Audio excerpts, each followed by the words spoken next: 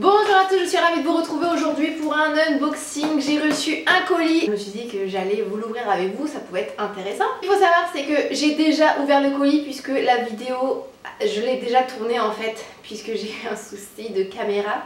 Du coup, je suis obligée de recommencer.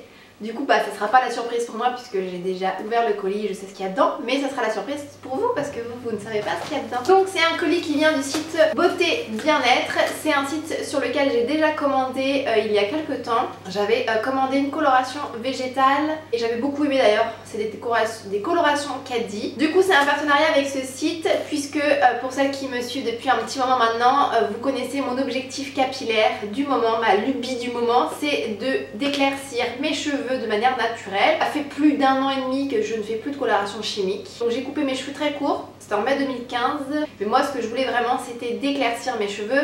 Chose qui est assez difficile quand on a une base de cheveux donc châtain comme vous pourrez voir sur mes cheveux. J'ai réussi quand même à éclaircir vraiment les pointes de mes cheveux à force de faire des masques etc. C'est vrai que c'est assez difficile d'éclaircir ses cheveux de manière naturelle.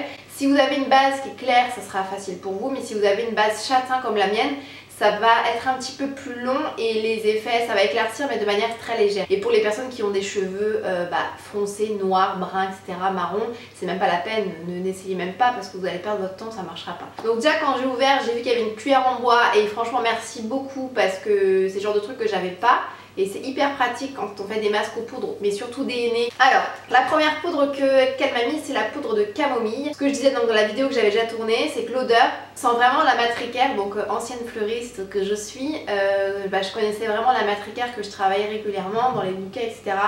Et c'est vrai que je retrouve vraiment l'odeur de cette fleur-là, que j'aimais pas spécialement en fleur naturelle. Mais là, du coup, en séché, je trouve pas que l'odeur sente mauvais en fait, ça sent plutôt bon en fait. C'est vrai que la camomille a des propriétés éclaircissantes et je pense que si vous êtes blonde, vous savez pertinemment que y a beaucoup de shampoings pour donner de l'éclat aux cheveux blonds à base de camomille puisque ça donne vraiment des reflets blonds. Mais en tout cas, je ne savais pas que cette poudre avait des propriétés éclaircissantes, donc c'est vraiment une découverte pour moi. Ensuite, elle m'a mis un sachet de henné neutre, puisque c'est avec ça qu'on va réussir à éclaircir les cheveux de manière un peu plus intense. Vous ne connaissez pas son henné neutre, c'est la première fois que je l'utilise, que je vais l'utiliser, puisque je l'ai encore jamais utilisé. Ensuite, elle m'a mis un sachet de poudre d'écorce de citron. Ça, je ne savais pas du tout que ça existait. Je connaissais le citron, bien évidemment, mais la poudre d'écorce de citron, je ne connaissais pas. Ça sent bon, c'est assez léger, c'est subtil comme odeur et le citron c'est vrai que ça a vraiment des propriétés éclaircissantes. D'ailleurs c'est ce que je mettais souvent dans mes masques éclaircissants, je mettrais du jus de citron. Ensuite elle m'a mis un sachet de cannelle en poudre. La cannelle en poudre c'est pareil, c'est vrai que ça a des effets éclaircissants. Moi j'avais déjà testé des masques à la cannelle, c'est vrai que c'est assez efficace. Surtout quand c'est combiné avec du miel. La seule chose c'est que si vous avez un cuir chevelu assez sensible ou une peau assez sensible, je vous la conseille pas parce que la cannelle c'est une poudre assez allergisante. Moi peut-être que j'en mettrais mais vraiment en petite quantité parce que j'ai un cuir chevelu assez sensible. Ensuite elle m'a mis un sachet de curcuma en poudre. Donc pareil, le curcuma, j'avais cru voir sur plusieurs sites que le curcuma éclaircissait les cheveux. Pareil, je n'ai jamais testé donc ça va être l'occasion de le faire. Le curcuma c'est une épice que vous pouvez retrouver dans la cuisine. Moi je cuisine quand même régulièrement avec ça. Et elle m'a mis également un sachet de fleurs de souci. Donc c'est une fleur de calendula. Je ne savais pas du tout que cette fleur elle avait des propriétés éclaircissantes, mais vraiment pas du tout.